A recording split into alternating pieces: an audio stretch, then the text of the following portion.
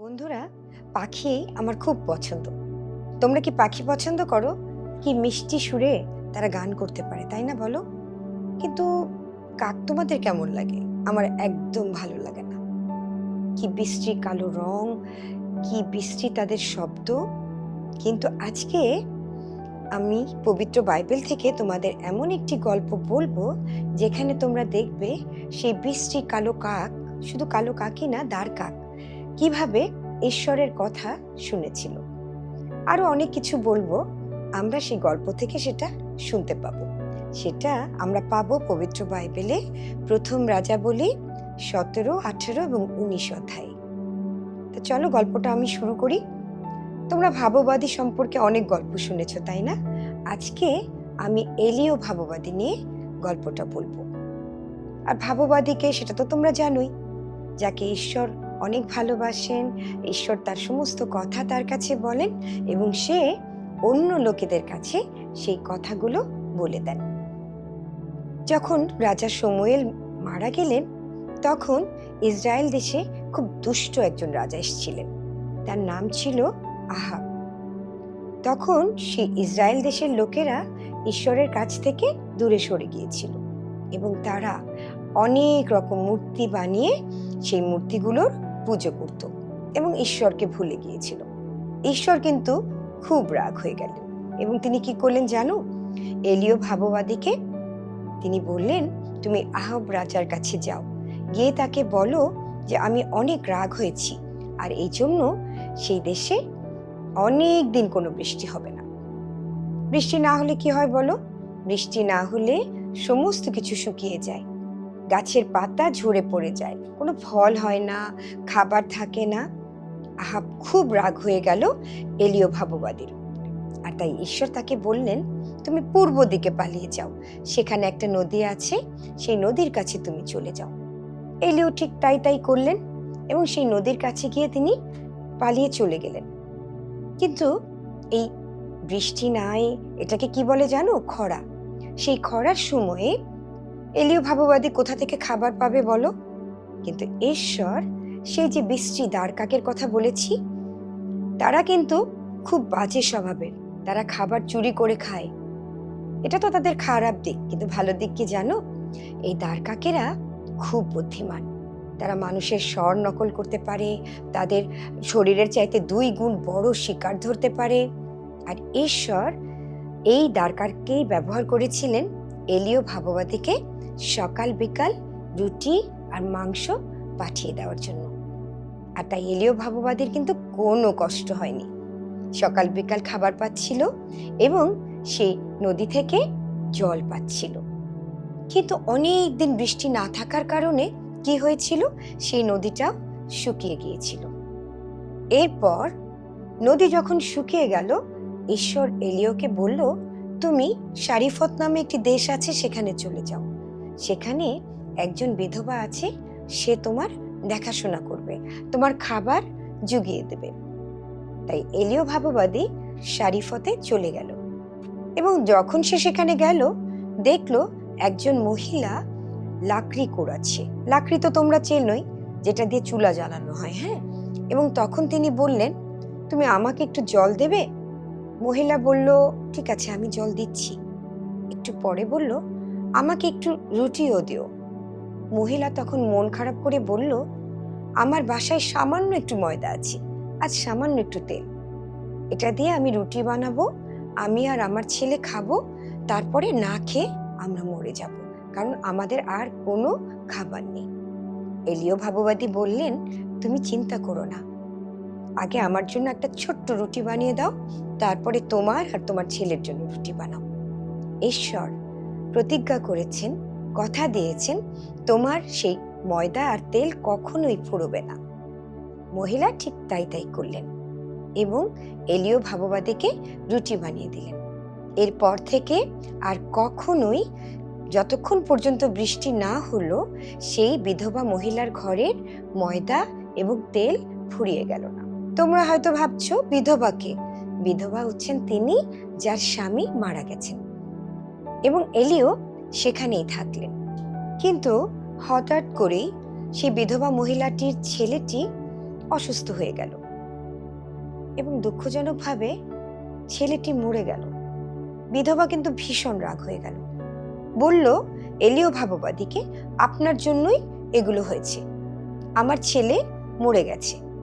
এলিও ভাববাদী বললেন, তুমি ভয় করো না, আমার জীবন্ত ঈশ্বর তাকে আবার জীবন ফিরিয়ে দেবে।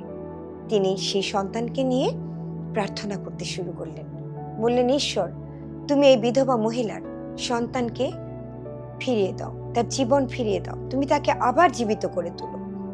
ঈশ্বর এলিও ভাববাদীকে অনেক ভালোবাসতেন এবং তিনি সেই প্রার্থনার উত্তর দিয়েছিলেন এবং সেই ছেলেটি আবার জীবন্ত হয়ে উঠেছিল। এরপর ঈশ্বর এলিওকে বলল, তুমি আবার আহাব রাজার কাছে যাও, গিয়ে বলো আমি বৃষ্টি দেব, কিন্তু তারা যেন মূর্তি পূজা না করে আমার কাছে ফিরে আসে। আচ্ছা বন্ধুরা, এই টেডি বিয়ারটা কেমন বলো তো? খুব সুন্দর, তাই না? কিন্তু চাইলে কি টেডি বিয়ারটা হাঁটতে পারবে? হেঁটে চলে যেতে পারবে? পারবে না তো। আমি যদি বলি টেডি বিয়ারটাকে আমার মন খুব খারাপ, সে কি বুঝতে পারবে? পারবে না তো। আমি যদি তাকে বলি আমার কিছু একটা প্রয়োজন তুমি দাও, সে কি দিতে পারবে? পারবে না তো। কারণ এই টেডি বিয়ারটা কে বানিয়েছে বলো তো? এই টেডি বিয়ারটা বানিয়েছে মানুষ। তার মানে আসল ঈশ্বর আর এই মূর্তির মধ্যে অনেক পার্থক্য আছে। যেমন ধরো, এটা কি বলো তো? পেয়ারা, তাই না? পেয়ারা খেতে পছন্দ করো তোমরা? নিশ্চয়ই করো, আমি খুব পছন্দ করি। কিন্তু এটা কি আমি খেতে পারবো? পারবো না তো, কারণ এটা নকল। কিন্তু যদি আমি এই পেয়ারাটা আনি, এটা কিন্তু আমি খেতে পারবো। এটা কে বানিয়েছে বলো তো? এটা ঈশ্বর বানিয়েছে। ঠিক একই রকম এখানে একটা আনারস আছে, খেতে পারবে? পারবে না, কারণ এটাকে শুধু সাজিয়ে রাখা যায়। এটা কিন্তু আমরা খেতে পারবো। এই আনারসটা খুবই মিষ্টি। তারপরে দেখো, এই কলাটা খেতে পারবো, এটা কিন্তু পারবো না। এগুলো মানুষ তৈরি করেছে আর এগুলো ঈশ্বর তৈরি করেছে। এলিও ভাববাদী এই বিষয়টাই বোঝাবার জন্য আহাব রাজার কাছে গেল। সেখানে অনেক মূর্তি ছিল, তার মধ্যে একটা মূর্তিকে তারা সবচেয়ে শক্তিশালী মনে করত, বাল দেবতা। সেখানে প্রায় 450 জন ভাববাদী ছিলেন। তারা মনে করতেন বাল দেবতাই তাদের ঈশ্বর। তারা সত্যিকার ঈশ্বরকে চিনতে পারত না এবং তারা কি করত? সারাক্ষণ তার পুজো করত। আর তাই এলিও ভাববাদী আহাব রাজাকে বললেন, তুমি সমস্ত সমস্যা তৈরি করেছো আর এই জন্যই ইসরায়েলে বৃষ্টি হচ্ছে না। তুমি একটা কাজ করো, কর্মিল পাহাড় নামে একটি পাহাড় আছে, সেখানে তোমার এই 450 জন ভাববাদীকে নিয়ে চলে যাও, আমিও সেখানে যাচ্ছি। একটা প্রতিযোগিতা হবে, কার ঈশ্বর সত্যিকারের ঈশ্বর। তোমাদের বাল দেবতা সত্যিকারের ঈশ্বর নাকি আমার ঈশ্বর সত্যিকারের ঈশ্বর? তারা সেই কথা মতো সেখানে চলে গেল। 450 জন ভাববাদী সুন্দর করে বেদি বানালো। বেদি মানে বোঝো তোমরা? এই টেবিলটার মতো একটা বড় জায়গা, সেখানে পাথর, কাঠ, সেগুলো দিয়ে তারপরে একটা ষাঁড়কে সুন্দর করে কেটে ঈশ্বরকে উপহার দেওয়ার জন্য ঠিক যেভাবে রাখা হয়, তারা সেই বাল দেবতাকে উপহার দেওয়ার জন্য সেখানে রাখলো। এবং আরেকটা বেদি বানানো হলো, সেটা বানালো এলিও ভাববাদী। কেন বানালো বলো তো? সেখানে ঈশ্বরকে উপহার দেওয়ার জন্য আরেকটি ষাঁড়কে কেটে রাখা হলো। তখন এলিও ভাববাদী বললেন, এখন প্রমাণ হয়ে যাবে কার ঈশ্বর সত্যিকারের ঈশ্বর। ঠিক আছে, তোমাদের বাল দেবতার কাছে তোমরা প্রার্থনা করো যেন আকাশ থেকে আগুন নেমে আসে এবং সেই উপহার সেই আগুনে পুড়ে যায়। বাল দেবতার 450 জন ভাববাদী জোরে জোরে চিৎকার করে করে ডাকতে থাকলো, নাচতে থাকলো, তারা তাদের শরীরে আঘাত করতে থাকলো। এইভাবে দুপুর পর্যন্ত তারা চিৎকার করে ডাকতে থাকলো। কিন্তু ঠিক এই টেডি বিয়ারটার মতোই বাল দেবতা কিচ্ছু বলল না, কিচ্ছু করলো না, কারণ সে তো মানুষের তৈরি, সে কিছুই করতে পারলো না। তখন এলিও ভাববাদী কি বলল জানো? এবার তোমরা আমার কাছে আসো, আমার ঈশ্বরকে আমি ডাকবো। তখন সে প্রার্থনা করলো, ঈশ্বর তুমি প্রমাণ করে দাও তুমি সত্যি ঈশ্বর। তুমি স্বর্গ থেকে আগুন পাঠিয়ে সমস্ত কিছু পুড়িয়ে দাও। আরেকটা কাজ সে করলো, সেই বেদির উপরে অনেক পানি দিল, 4 কলসি পানি। এভাবে 3 বার সে পানি দিল, যেন সবকিছু ভিজে যায়। সহজে আগুন, পানি ভেজানো জায়গায় আগুন ধরতে পারে বলো? কিন্তু ঈশ্বর এলিও ভাববাদীর প্রার্থনা শুনলেন। আকাশ থেকে আগুন নেমে আসলো এবং সমস্ত কিছু পুড়ে গেল। আর সেই 450 জন বাল দেবতার ভাববাদী তারা উবুর হয়ে পড়ে প্রার্থনা করতে শুরু করলো, তুমি সত্যি ঈশ্বর। কিন্তু সমস্যা হলো কোথায় জানো? আহাব রাজার যে রানী ছিল, সে এসে বলা, সে কিন্তু ভীষণ রেগে গেল এলিও ভাববাদীর উপরে। সে তার উপরে শাস্তি দেওয়ার জন্য চিন্তা করতে লাগলো। আর এই সময় ঈশ্বর তাকে বলল, এলিও তুমি আবার পালিয়ে যাও।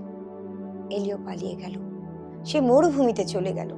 কিন্তু সে তো মানুষ, বলো, তার অনেক কষ্ট হচ্ছিল। সে বলল, ঈশ্বর আমি আর পারছি না, আমার অনেক কষ্ট হচ্ছে। ঈশ্বর তখন স্বর্গদূত পাঠালেন, এলিওকে ঘুম পাড়ানোর ব্যবস্থা করলেন। ঘুম থেকে যখন তিনি জেগে উঠলেন, তাকে রুটি এবং জল দিলেন যেন তিনি শক্তি পান। আবার তিনি পালিয়ে বেড়াতে থাকলেন। আবারও স্বর্গদূত আসলো, তাকে রুটি দিল, জল দিল এবং তাকে শক্তি দিল যেন সে তার সমস্ত শক্তি নিয়ে আবারও নতুনভাবে কাজ শুরু করতে পারে। এভাবে সে তার জীবনে ঈশ্বরের ইচ্ছা পূরণ করেছিল। এবং একসময় যখন সে বৃদ্ধ হয়ে গেল, সেটি আমরা পাবো 2 রাজাবলীতে।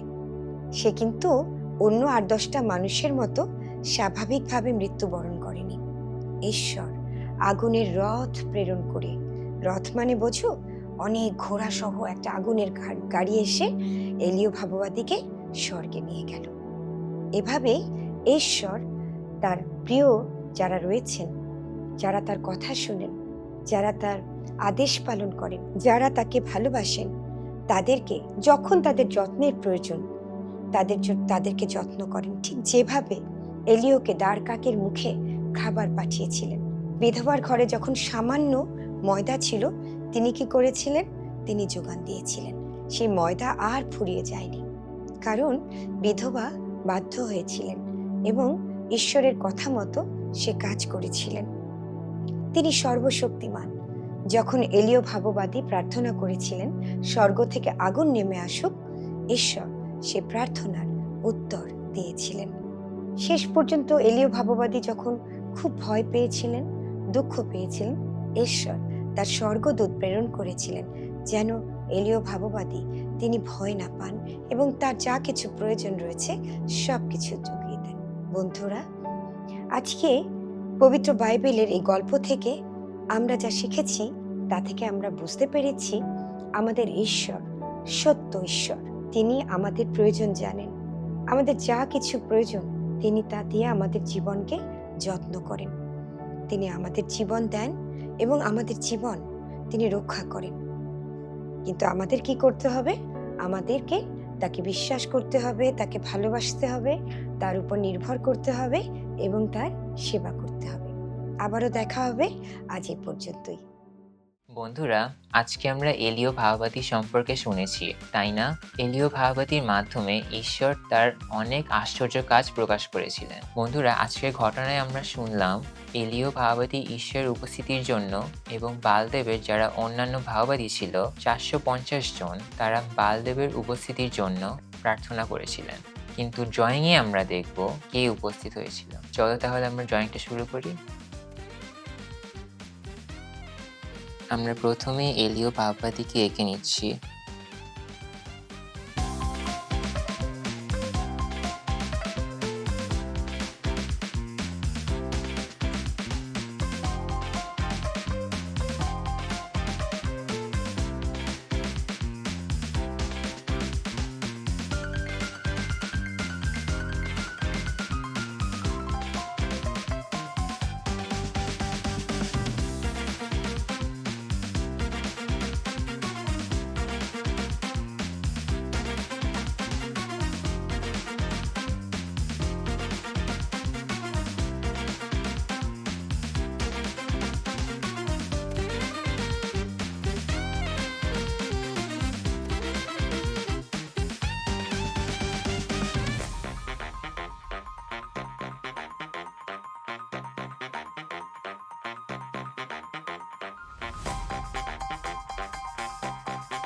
এখন আমরা বেদি এঁকে নিচ্ছি।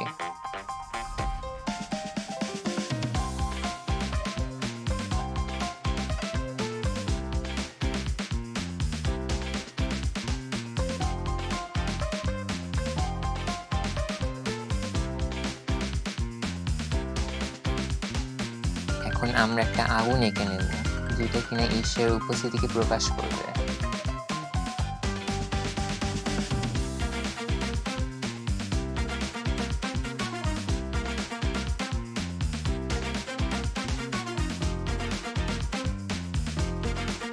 এখন আমরা আগুনটাকে রং করব।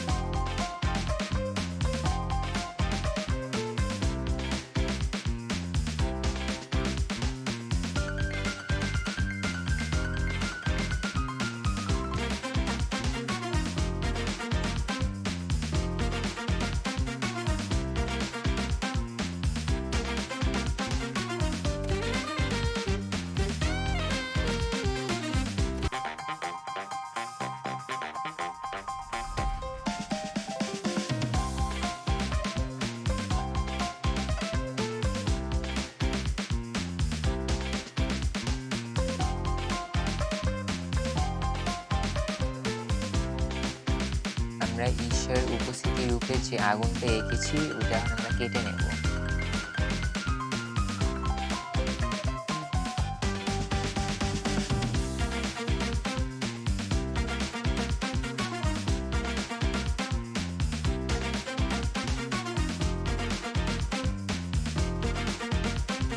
কেন কাটছি ওইটা আমি তোমাদের পরে বলছি। বেরির উপরের একটু অংশ আমরা কেটে নিচ্ছি।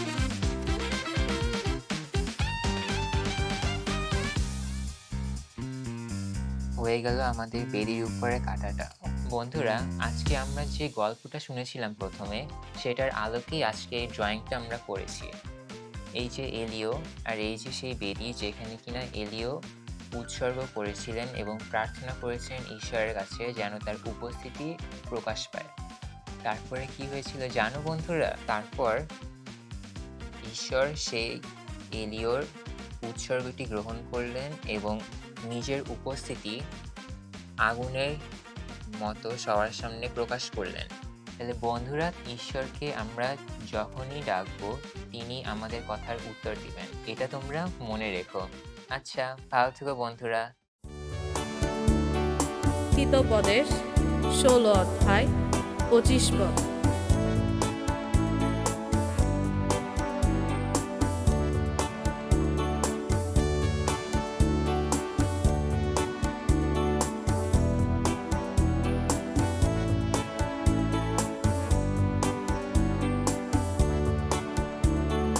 একটা পথ আছে যেটা মানুষের চোখে ঠিক মনে হয়। একটা পথ আছে যেটা মানুষের চোখে ঠিক মনে হয়, কিন্তু সেই পথের শেষে থাকে মৃত্যু। কিন্তু সেই পথের শেষে থাকে মৃত্যু। একটা পথ আছে যেটা মানুষের চোখে ঠিক মনে হয়। একটা পথ আছে যেটা মানুষের চোখে ঠিক মনে হয়, কিন্তু সেই পথের শেষে থাকে মৃত্যু।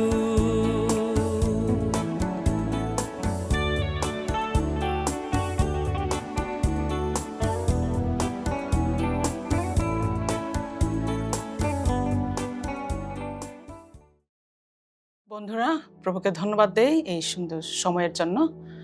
আজকে আমি তোমাদের সম্মুখে আসছি ভাববাদীদের সম্পর্কে একটি মুখস্থ পদ বলার জন্য। আমরা এলিয় সম্পর্কে শুনেছি এবং আজকে সেই পদ আমরা দেখব যে সদাপ্রভু কি বলছে। মুখস্থ পদটি চলো আমরা পড়ি বন্ধুরা। এবং আজকে যে মুখস্থ পদটি হচ্ছে আমোস 3 অধ্যায় 7 পদ। নিশ্চয় প্রভু সদাপ্রভু আপনার দাস ভাববাদীগণের নিকটে আপন গুড় মন্ত্রণা প্রকাশ না করে কিছুই করেন না। আমি আরেকবার বলছি, নিশ্চয়ই প্রভু সদাপ্রভু আপনার দাস ভাববাদীগণের নিকটে আপন গুড় মন্ত্রণা প্রকাশ না করিয়া কিছুই করেন না। অর্থাৎ বন্ধুরা, যে ঈশ্বর তার ভাববাদীকে নির্বাচন করেন যেন তার পরিকল্পনা তার লোকদেরকে তিনি জানাইতে পারেন। এই কারণে তিনি ভাববাদীকে তার কথা বলতেন এবং জানাতেন, এবং সেই ভাববাদী তার লোকদের কাছে গিয়া বলতেন এবং জানাতেন যে কি ঘটবে অথবা কি ঘটতে যাচ্ছে। আজকের যে মুখস্থ পদটি এটি বলা হচ্ছে যে আমরা যদি দেখি যে এখানে বলছে, আরেকটি বার আমি স্মরণ করে দিচ্ছি যে নিশ্চয়ই প্রভু সদাপ্রভু তার আপন ভাববাদীগণের নিকটে তার আপন গৌর মন্ত্রণা প্রকাশ না করিয়া কিছুই করেন না। তার মানে এই যে তার পরিকল্পনা তিনি তার দাসকে জানান এবং সেই দাস তার লোকদের কাছে বলেন, এবং এভাবেই তিনি লোকদের মাঝে নিজের কথা প্রকাশ করতেন। তাহলে বন্ধুরা, যে ভাববাদী একজন তিনি ঈশ্বরের বিশেষ ব্যক্তি, ঠিক তদ্রূপভাবে আমরাও একজন বিশেষ ব্যক্তি হতে পারি, যে ঈশ্বর যেন আমাদের কাছে তার পরিকল্পনা জানাতে পারেন। তাহলে বন্ধুরা, আসো আমরা চেষ্টা করি ঈশ্বরের বিশেষ লোক হওয়ার। তাহলে ভালো থাকো, বাই।